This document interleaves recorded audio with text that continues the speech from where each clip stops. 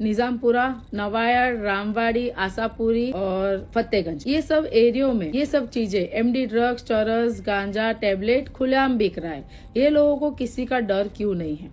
ये लोग खुलेआम ये सब काम करते हैं। तो मेरा कहना ये है कि ये सब डिटेल प्रूफ के साथ मुझ तक आती है, तो डिपार्टमेंट अगर चाहे तो उन तक भी ये सब डिटेल उन तक पहुंच सकती है। પોલીસ શું કામ કરે છે? પોલીસની રહેમ નજર હેઠળ ખુલ્લેઆમ ડ્રગ્સ વેચાય છે, આવી વાતો કરતો એક વિડીયો સોશિયલ મીડિયા પર ખૂબ વાયરલ થયો। વિડીયો બનાવનાર છોકરી તમન્ના સૈયદ હવે એવું સામે આવ્યું છે કે પોતે કુખ્યાત વ્યાજખોર નીકળી છે। નમસ્કાર, આપની સાથે હું છું પાયલ।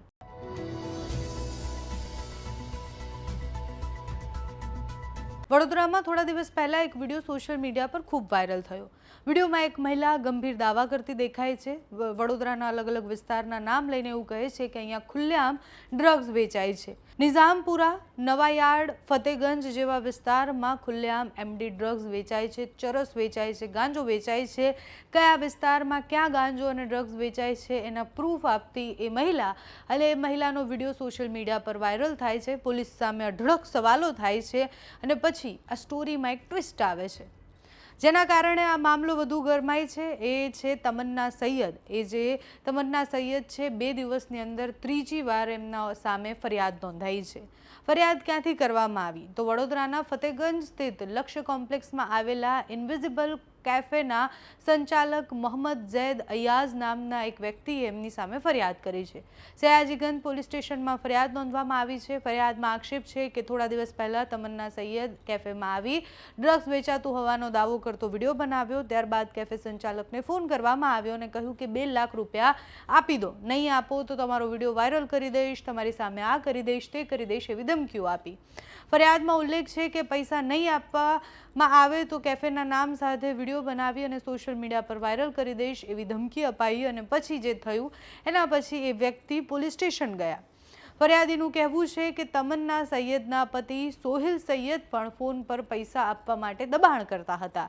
ત્યારબાદ જ એ ફરિયાદ કરવા માટે આવ્યા છે। વિડીયો વાયરલ ન થાય એનો ડર રાખી અને પછી એમણે પૈસા આપવા માટે એકવાર હા પણ પાડી।